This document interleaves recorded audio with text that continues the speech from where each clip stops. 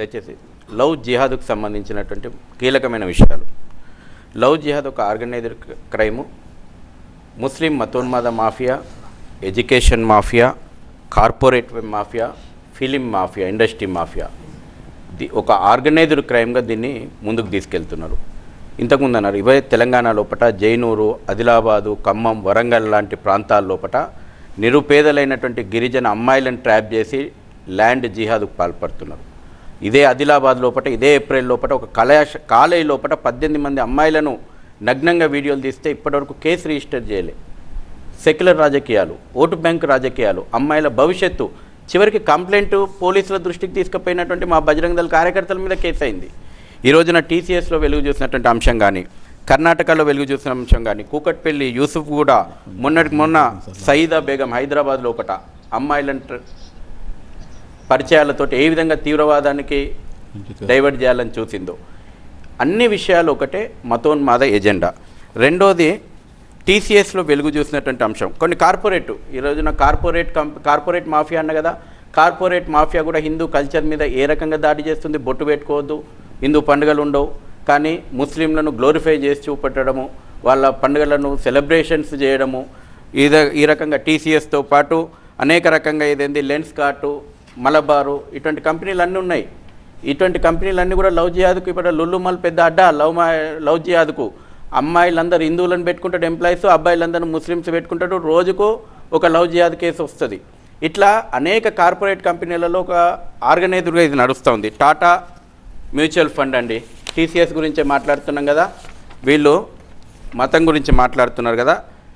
Tata ethical fund షరియా principles ఆధారంగా ఈ మతోన్మాద మాఫియా నెలకొల్పింది. ఎందుకు ఈ ఫండు? లవ్ జిహాద్ కోసం. టాటా లాంటి అత్యున్నతమైనటువంటి స్థానం లోపల, అత్యున్నత స్థాయి లోపల ఉన్నటువంటి మతోన్మాదుల కారణంగా షరియా ప్రిన్సిపల్ ఆధారంగా టాటా ఎథికల్ ఫండు మతం మారినటువంటి వాళ్ళని ప్రోత్సహించడానికి, ప్రమోషన్లు ఇవ్వడానికి, వాళ్ళ శాలరీస్ ఇంక్రీజ్ చేయడానికి ఇది ఈ రకంగా జరుగుతూ ఉన్నది. తర్వాత జనాభా, వీళ్ళ అంతిమ లక్ష్యం అది లవ్ జిహాద్ కానీ, ల్యాండ్ జిహాద్ కానీ, అగ్రికల్చర్ జిహాద్ కానివ్వండి, జాబ్ జిహాద్ కానివ్వండి, ఓటు జిహాద్ కానివ్వండి, పాపులేషన్ జిహాద్ కానివ్వండి, కల్చరల్ జిహాద్ కానివ్వండి, డ్రగ్ జిహాద్ కానివ్వండి, అంతిమ లక్ష్యం ఈ మతోన్మాద ఇస్లామిక్ అంటున్నా. ఇస్లాంకే ముడిపెట్టి మాట్లాడతా, ఇస్లాంకు ముడిపెట్టకుండా మనం చర్చించుకుంటే దీంట్లో అర్థమే లేదు. ప్రపంచ చరిత్ర ఇది, కళ్ళ ముందర ఉన్న చరిత్ర ఇది, వాస్తవ చరిత్ర ఇది, జరుగుతున్నటువంటి చరిత్ర ఉంది. మిత్రుడు ఆగు, జరుగుతున్నటువంటి చరిత్ర ఇది.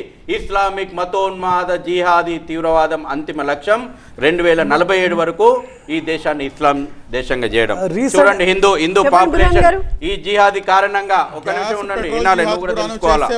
ఈ ఇస్లామిక్ జిహాదీ 1951 నుంచి 2011 వరకు హిందూ యొక్క పాపులేషన్ 7.8% తగ్గిపోయిందమ్మా.